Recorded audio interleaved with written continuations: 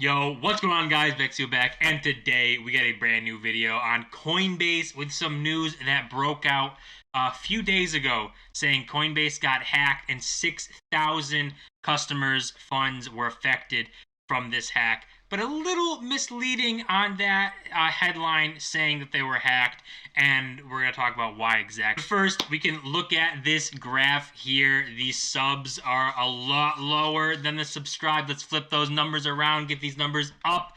Smash the sub button. Here we have this article talking about Coinbase hackers. It says hackers stole cryptocurrency from 6,000 customers. This is a better headline than Coinbase got hacked because Coinbase itself didn't actually get hacked. But we can see hackers stole from their accounts of 6,000 people, and it was unauthorized third parties exploited a flaw in the company's SMS account recovery process to gain access to the accounts and transfer funds to crypto wallets not associated with Coinbase, the company said. So for this right here, if you get exposed, your passwords get leaked, SMS fraud is a big thing, and you should never use SMS two-factor authentication if you can go to like Google Authenticator and using on-device things where somebody can't get access to that without your exact phone. So those codes like reset every 10 seconds or 15 seconds, and it's a good way to actually bring two-factor authentication more securely. SMS fraud, there's a lot of ways people can get around this, and one of the ways is just straight up going to either your provider, your service provider for your phone, and saying they need a new SIM card, and they 99% of the time will just send them a new SIM card with your number on it. They can put it in their phone and then use it to get the password texted to you that would be used to, get into your account, send funds and things.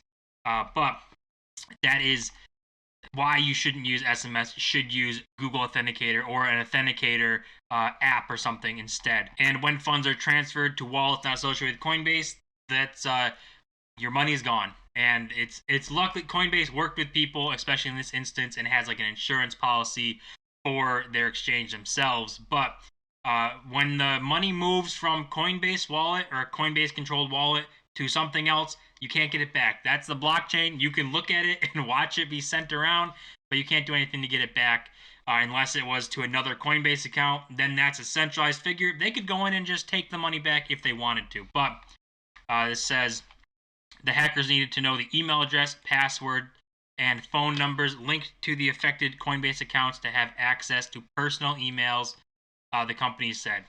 What this is, and then it says companies said there's no evidence to suggest information was obtained from the company. So there was nothing directly linked to Coinbase. They didn't go to Coinbase and get the information, a data breach, or hack Coinbase themselves to get that data. Probably happened, and what people need to be more aware of with anything is a phishing attack or a phishing scam where these hackers sent out random emails to tons of people and just seeing if they had a Coinbase account. There's probably something that looked like it was from Coinbase that was just a phishing attempt, and it got people's email addresses and then got them to probably put in their password as to see if it's them or something, however a phishing attack would do, and get all this information from them. So it's more on the user's part and not Coinbase's part, which is still bad, but a lot of people just need to bring this to light and need to know that you shouldn't ever be responding to random emails and stuff or random calls. All of that things, these phishing attacks, especially in crypto, if they can get a hold of your account, they can get a hold of your money and just take it. And another article here, you see obviously the SMS two-factor was the thing that got them to break in. So they get the information, and then you can just get another SMS card, SIM card, and you have no problem getting into someone's account. You think it's secure, and it's not actually that secure. So the good news for all of this is that Coinbase said it's compensating customers for stolen funds, but we don't know if those are in fiat or crypto. So if you had one Bitcoin and the stuff was stolen at $30,000 a Bitcoin, are they going to give you a Bitcoin, which is almost 50,000 now, or are they going to give you 30,000 and you lose the 20,000 upside? So it is tough when you get into this. I'm sure it's probably going to be dollar amounts that they're going to say is insurable, or that they will give back or take care of people, but that is one of the problems with keeping money in crypto on exchanges. Is if something like this happens, this is user error, but there could be an exchange error where exchanges do leave themselves vulnerable, and then you could lose everything. And even if that exchange gives you your money back, saying even right now, if someone had a Bitcoin and an exchange got hacked and it actually was an exchange problem and someone took the Bitcoin, now you're down $50,000. If in, a year, 2 years, they respond to this and get the money back, and Bitcoin's worth 100,000, then you lost 50,000 on upside where you would have already had that. So it's really sucks. And taking Bitcoin into your own account is probably the safest thing to do. And actually, the safest thing to do would be to just go into something like a cold storage wallet, like a Ledger, a Trezor even. But these wallets that are cold storage that will keep things safe and kind of make sure that you are the one in control of it. Now, it doesn't mean there still can be user error. No one can go into the ledger without needing either the ledger itself and the password to that, or the recovery phrase for the ledger itself. But there still is user error, and people can give people who are phishing attacked or phishing scamming the seed phrase, and then you lose everything that way too. And then you're actually on your own because nothing is backing that. Coinbase or companies behind this ledger, they're not going to give you your money back. That's all on the person. And then you can see this final thing. The exchange recommended that users switch to a more secure version of multi-factor authentication, such as a hardware security key or authentication app. That's what I use for everything for two-factor, is the Google Authenticator. That app is probably the easiest way to use it, and just set it all up and make sure that it's good. It does come with, if you lose your phone, then you have more other problems of trying to recover it. It's going to be more of a headache that way. But I mean, the same thing could be happening with an SMS thing. So it's about the same, cons, but with better pros to it.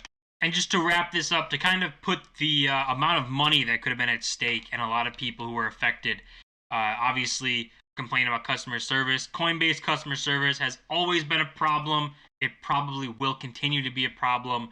It's primarily email, and it's hard to reach representatives. So when a big problem like this happens, it's hard to use Coinbase's stuff, and Coinbase's customer service is not great. But this is one person who was affected. You see money vanished. These people, their account had risen to $168,000 on April 28th when the hacking occurred, according to the account statements of the family shared to the CNBC. That amount is essentially wiped out, with only $587.15 balance shown the next day. That itself is crazy. Imagine going to bed, waking up, checking your Coinbase that was almost $200,000 and having $500 there. That is crazy. You fall into the same problems that you could have had with, what they're invested in and what that money would have done and how things are getting done right. Because, like you see, this value on April 28th for what Bitcoin was, it was over $53,000. So in this case, actually getting just the money back would actually make you more money. I'm just using Bitcoin as an example, but if you're in Bitcoin, you would actually have less money now than that 168K than where it is right now. So you'd actually get more money if they just gave you the money back, which is kind of crazy. So maybe then they replace the crypto if you're in like something like Bitcoin. So there's ways Coinbase can kind of play this to save themselves a little bit of money if they want to take that approach. But that's the price on the 28th was $53,000 right before the major crash. And then, now maybe we're recovering those levels and could see it again.